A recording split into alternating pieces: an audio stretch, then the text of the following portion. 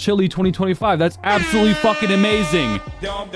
Women can retire from the kitchen now. The question everyone was asking is, did she help or hurt her chances? These are the results. We got ourselves a fun one today because I don't know if you've been paying attention to all. That's awesome. I love to see that. So let's watch. In the world of beauty pageants, most contestants are known for elegance, poise, and polished perfection. But every once in a while, someone breaks the mold and becomes unforgettable. That's exactly what happened with Ignacia Fernández, the rising star who shocked audiences not just with her grace on stage, but with a secret talent that no one saw coming. She's a powerful death metal singer with a voice that could shake an arena. God, she sounds fucking sick. Her journey from Miss Chile contender to viral sensation is unlike anything the pageant world has ever seen. This is the surprising, inspiring, and completely unexpected story of a woman who refused to fit into a box, choosing instead to fuse beauty, grit, and metal into one incredible identity. Whether you're here for pageant drama, music passion, or a story of someone unapologetically embracing who they are, Ignacia's story is guaranteed to pull you in. This is pretty wild. I need to listen to this. I still haven't heard it, but I literally found out that she actually won. Before Ignacia Fernández ever stepped onto a pageant stage, her life looked very different from what most people imagine when they think of a future beauty queen. Growing up in Chile, she was surrounded by music, not the soft classical melodies most would expect, but the raw, electrifying sounds of heavy metal. From an early age, Ignacia found herself drawn to the intensity and freedom the genre offered. While many of her peers were focused on traditional hobbies, Ignacia spent hours practicing harsh vocals, studying metal legends, and performing with small underground bands. It was a world where she felt completely herself, far from the judgment and expectations that often follow young women. It's kind of crazy. You know, when I think of Miss Universe, I still think of this video. Yet despite her passion for music, Ignacia also had a natural charisma, confidence, and stage presence that made her stand out wherever she went. Friends and family encouraged her to explore pageantry, not as a replacement for music, but as another stage where she could shine. Little did she know that this unexpected blend of elegance and extreme metal would one day turn her into one of the most talked about contestants Miss Chile had ever seen. When Ignacia finally stepped into the world of pageantry, she quickly realized it was a universe with its own rules, demands, and pressures, far different from the underground metal scene she came from. Instead of dark stages, roaring crowds, and heavy riffs, she found herself surrounded by bright lights, elegant gowns, strict choreography, and expectations of flawless perfection. At first, many people doubted her, assuming she wouldn't fit the typical mold of what a beauty queen should be. But Ignacia embraced the challenge with the same intensity she brought to her music. She refined her walk, trained her posture, crafted her public speaking skills, and learned how to carry herself with confidence under the spotlight. Yet she never let go of her roots. Even as she adapted to the pageant environment, she kept her personality unapologetically bold and authentic. This is wild, man. I can't wait to watch this. This contrast, soft beauty paired with hardcore passion, set her apart immediately. Judges were intrigued, fellow contestants admired her originality, and audiences couldn't help but feel drawn to her unique energy. Ignacia wasn't just another pageant hopeful. She was the contestant redefining what beauty, talent, and identity could look like on the Miss Chile stage. Ignacia's rise from standout contestant to viral sensation happened almost overnight, and it all started with a single performance that no one in the pageant world saw coming. During a talent segment where most contestants showcased traditional skills like dancing, singing ballads, or delivering spoken word pieces, Ignacia stepped onto the stage with a quiet confidence that hinted something big was about to happen. The music dropped, the lights shifted, and suddenly the room was filled with the unmistakable growl and power of her death metal vocals. Audience members were stunned, some in disbelief, others in complete awe, as this elegant Miss Chile competitor unleashed a performance worthy of a full-scale metal concert. Videos of the moment spread across social media within hours, shared by fans who couldn't get enough of the unexpected contrast between her polished appearance and explosive vocal ability. Comment sections buzzed with excitement, calling her the Metal Queen, the most unique Miss Chile candidate ever, and the pageant contestant who just changed the game. It wasn't just a performance, it was a cultural moment, proving that Ignacia wasn't afraid to break stereotypes and show the world her raw, authentic self. And from that night on, she became more than a contestant. She became a phenomenon. The moment Ignacia's performance hit the web, the reaction didn't just ripple, it detonated. Clips were reshared across platforms, piling up millions of views as people everywhere paused to watch a beauty queen silhouette turn into a throat-ripping force of nature. Discussions sprung up not only about her talent, but about what it meant for the boundaries of both pageants and metal. Traditional outlets ran think pieces debating debating whether pageantry was finally opening up to alternative expressions, while music blogs and metal communities dissected her technique, applauding the authenticity she brought to a genre that prizes sincerity above image. Fans flooded comment sections with a mix of stunned praise, curiosity, and personal stories of how metal had shaped their lives, many saying Ignacia made them rethink assumptions about who belongs on stage. Some critics questioned whether the move was a publicity stunt, but the more thoughtful responses focused on the courage it took to present that truth under a spotlight that rarely rewards risk. Industry people took notice too. Club promoters, festival bookers, and fellow musicians saw potential in someone who could bridge audiences and draw attention for an emerging band. That attention translated into interviews, feature articles, and new followers for Decessus, giving the group a visibility many rising bands spend years chasing. At the same time, the chatter exposed a deeper conversation about identity and representation. Why do we expect certain looks to match certain sounds, and what happens when those expectations are upended? The online buzz eventually settled into sustained curiosity, not just a viral moment, but a platform. And that platform raised a practical question Ignacia had to face next: how to handle the sudden spotlight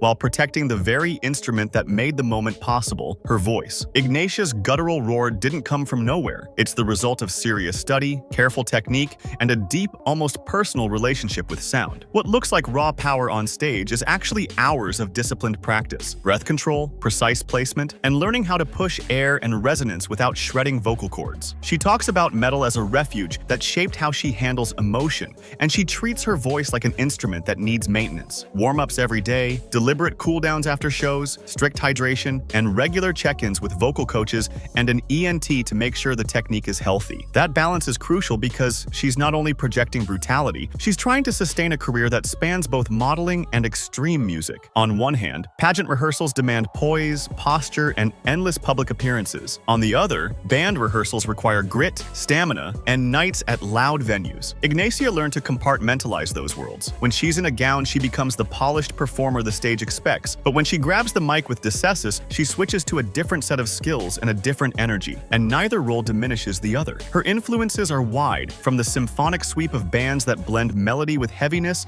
to the uncompromising edge of classic death metal, and she's studied those styles to develop her own voice, borrowing phrasing or dynamics but always pushing toward authenticity. For her, growling isn't shock value. It's a way to communicate anger, sorrow, and critique with an intensity that words alone can't carry. That mindset, training the body, protecting the instrument, and using technique to serve real feeling, is what turns a viral stunt into a sustainable artistic identity. And having seen the risks and rewards firsthand, she's careful. Vocal health first, expression second, always thinking about the long game for her band and her voice. As Ignacia's fame spread beyond Chile, the opportunities pouring in began to reshape her entire career, and with them came a level of pressure she had never experienced before. Suddenly, her inbox was filled with interview requests, brand proposals, modeling offers, and invitations from major music events that wanted a glimpse of the metal beauty queen everyone was talking about. Decessus, her band, saw their streams spike, their social media explode, and their local gigs transform into packed shows with fans who traveled hours just to hear her iconic growl live. But with all that excitement came a crossroads. People from the pageant world expected her to lean into glamour, while the metal community urged her to stay raw and authentic. Ignacia felt caught between two identities that rarely coexist, and every choice she made felt like a statement. Even her wardrobe, her captions, her interviews. Some doubters whispered that she couldn't maintain both paths at the same time, that one would inevitably overshadow the other.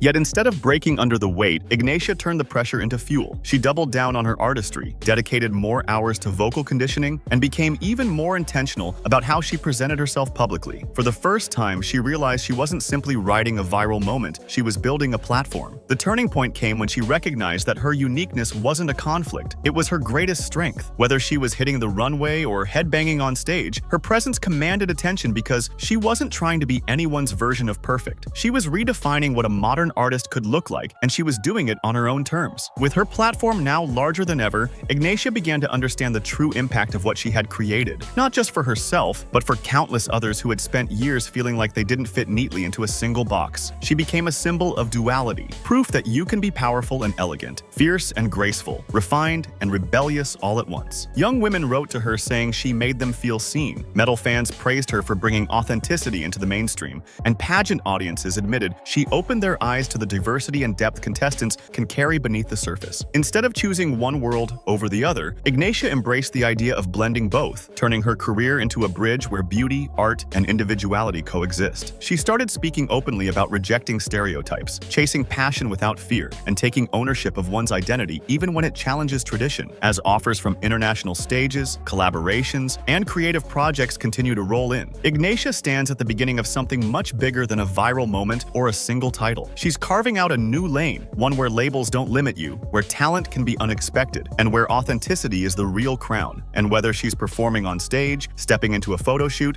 or leading her band toward their next milestone, one thing is clear: Ignacia Fernández isn't just rewriting her own story. She's reshaping the narrative for anyone who's ever been told to choose between two sides of themselves. As Ignacia's story continues to unfold, one thing becomes undeniable. She's building a legacy that extends far beyond pageants, music, or temporary internet fame. What started as a shocking viral moment has grown into a cultural shift, a reminder that talent doesn't always look the way people expect, and that real influence comes from daring to be different in spaces that traditionally reward conformity. Every time she steps on a stage, whether in a glittering gown or combat boots, she's challenging outdated ideas about beauty and strength, inspiring a new generation to embrace their contradictions rather than hide them. Her journey has become a beacon for creatives, misfits, dreamers, and anyone who's ever been told they're too much or not enough. And the more she grows, the more her impact expands. She's showing industries around the world that authenticity isn't just refreshing, it's powerful. Ignacia Fernández is still early in her career, but she's already proving that legacy isn't about fitting a mold. It's about breaking it, rebuilding it, and giving others permission to do the same. And if her trajectory so far is any indication, she's only just getting started. Looking ahead, Ignacia Fernández is stepping into a future that feels bigger, louder,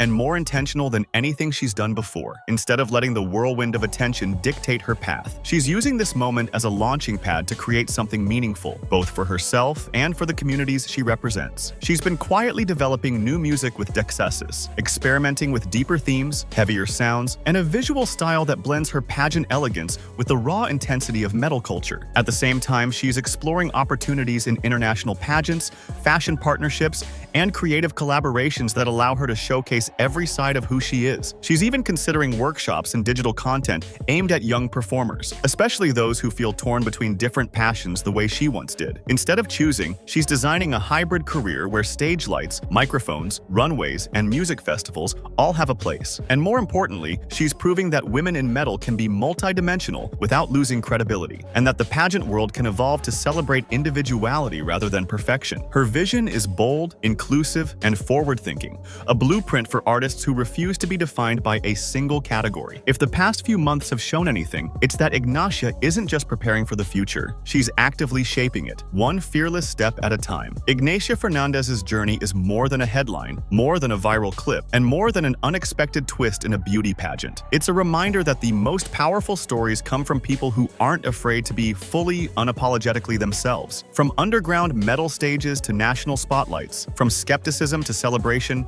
she has proven that talent can come from unexpected places, and that identity has no limits unless you let others define it for you. Her rise is a testament to courage, creativity, and the refusal to shrink for anyone's comfort. And as her story continues to unfold, one thing is certain: whether she's holding a microphone, wearing a crown, or standing at the crossroads of two worlds she's determined to merge, Ignacia is blazing a trail for anyone who dreams differently. This isn't the end of her story. It's the beginning of a new chapter, one that promises even more music, more impact, and more moments that remind us why voices like hers matter. If you enjoyed this story, don't forget to like this video, subscribe for more incredible stories, and leave a comment below telling us what you think about Ignacia's amazing journey. Your support helps us bring you more inspiring and surprising stories every week.